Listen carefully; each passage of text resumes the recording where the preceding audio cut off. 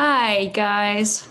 My name is Liz Merrill, and I am the owner of Open Space Mediation. And I generally work with divorcing couples, helping them work through their issues in divorce. I also work for the court systems here in Colorado. I mediate small claims cases and county cases, and it's something that I'm really passionate about because I think mediation is a really good tool for helping people come to a resolution that works for both parties and keeps them out of the courtroom and saves them potentially tens of thousands of dollars in litigation, especially in divorce. I've had a few people ask me what they should do to prepare for divorce, not divorce, that too, but I'm talking about mediation, preparing for divorce mediation. So I thought I would put together my first little video about that, and hopefully it's not too awful, but I have some information I just want to pass on. A lot of times people don't even know what mediation involves. And so I'm going to talk a little bit about that first.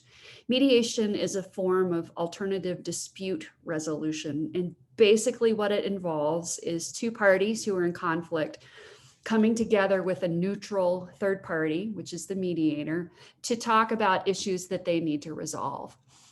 So obviously, in the case of divorce, you might be coming to a mediator to figure out a parenting plan or to figure out how you're going to divide your assets and your debts. The nice thing about mediation is that it's pretty efficient. You can, if you're in a flow, you can work through things pretty quickly. You don't have to have attorneys. You can schedule it pretty easily. If it's just the two parties and one mediator, you can do it on Zoom, which is great.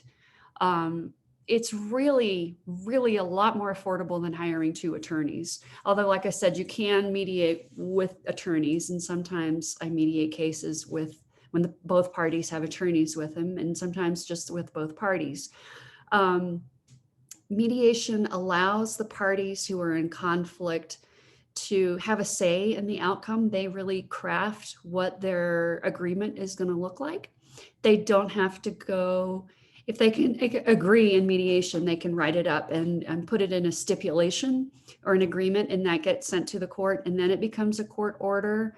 But they are in charge of what that looks like, as opposed to going to court when the judge is going to decide what your outcome looks like. At least 50% of the time, but usually quite a lot more of the time, more often than in the blah, blah.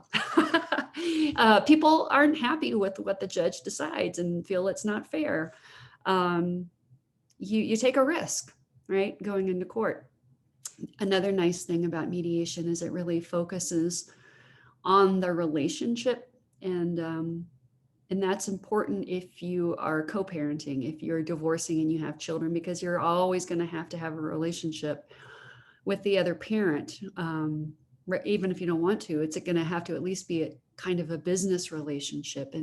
And so mediation, if it works right, it can help preserve a relationship rather than making it even worse. So anyway, that's my little 2 cents about mediation and why I really like it. If you have been court ordered to mediation, which happens often, or if you've just decided that you want to mediate, it's really helpful to do some basic prep work. If you haven't decided what kind of mediator you want or who you're going to hire, just research, call them, Google it, learn as much as you can about the different people, and find someone who seems to align with your values and your basic outlook, and you think you might be able to have an open conversation with. Once you've hired an attorney, they're going to send you information. They'll probably send you an agreement. They're going to send you invoices. They're going to ask you maybe for materials that might help them understand your case. So be on top of that so that the mediator is prepared to help you, because once you get into mediation, you don't want to have to be scrambling around explaining a lot of things that you could be, that they could already know, right? Because mediation is a lot cheaper than litigating, but it's not free. So you want to make the most efficient use of your time.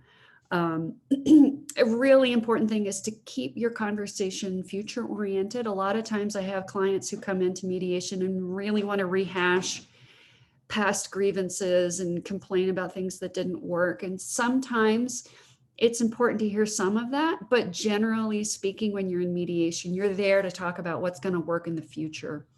So you don't want to spend too much time in a place of rehashing things, because it's kind of a waste of your time, to be honest with you.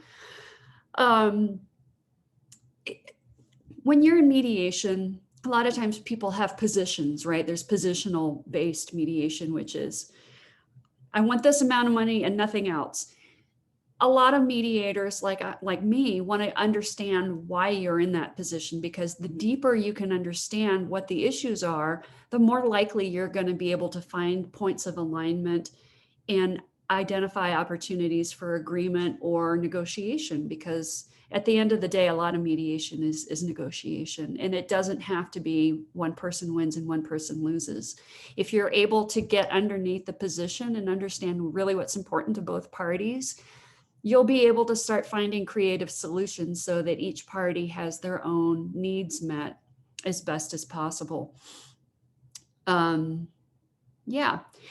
Here is a little handy little thing that you can remember when you're in mediation or when you're just having a conversation that's difficult. It's called BIF, which stands for brief, informative, firm, and friendly.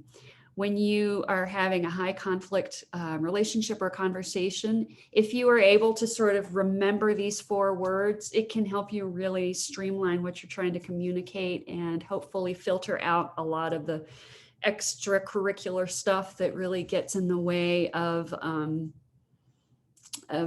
conveying information and making requests. I think I said already that a lot of mediation is just sort of basic negotiation. And there are things that you can practice before your mediation, or just think about as you're in your mediation, that will help you.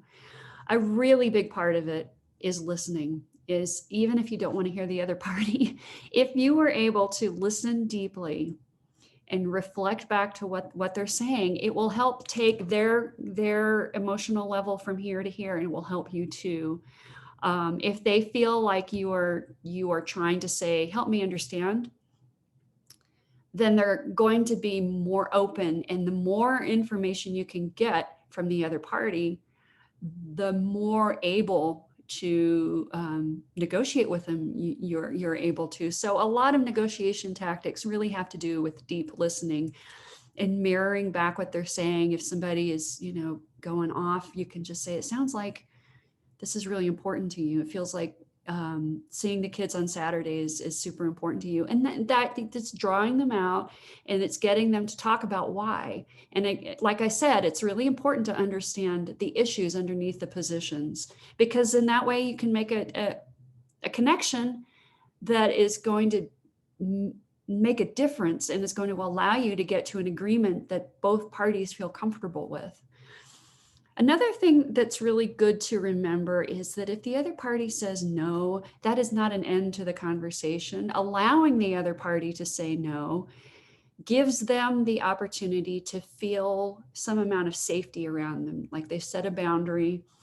And once they feel that, their defense levels are probably going to come down. If they say no, your inclination might be to say, well, why not?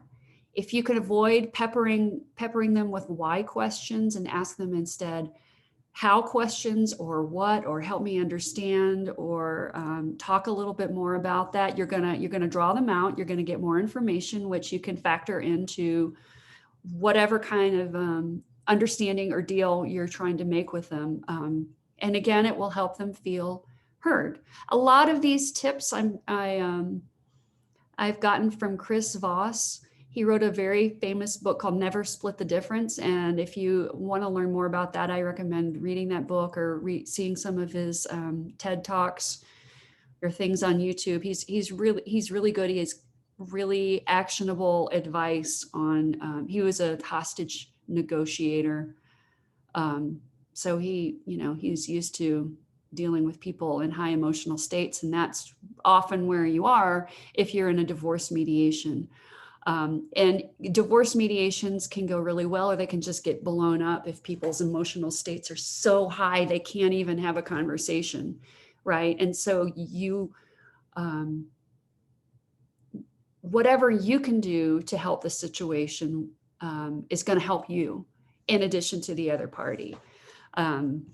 It's sometimes really, really hard to get out of an emotional state yourself, but if you are able to put on your analysis hat, you're going to have a much higher likelihood of finding points of contention. Another really important thing to remember in mediation is you don't have to agree on everything right there. You can come to some agreements, and that is worthwhile. That's worth the time you've spent, because then you've sorted out some pieces that you can hold on to and work from there.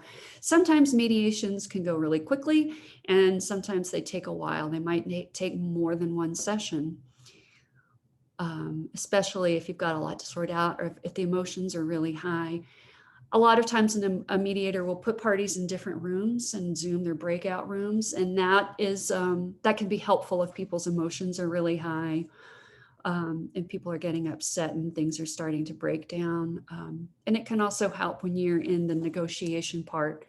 But it's good if you can remain in the room to negotiate things with the other party. That can allow for some real understanding, which might not make the whole process go away, or make the divorce go away, but can make it a lot easier for both of you. Because again, the goal is to get an agreement that you can abide by. If you get an agreement in mediation, it's people are able to stick to it more easily, because they have been in control of what the agreement is. They haven't had it pushed down on them by a judge or attorneys or whatever.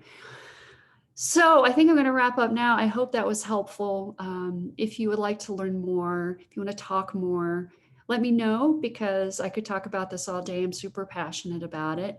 Obviously, I would like to help you with your own mediation, but if you, if you just want some advice, hit me up.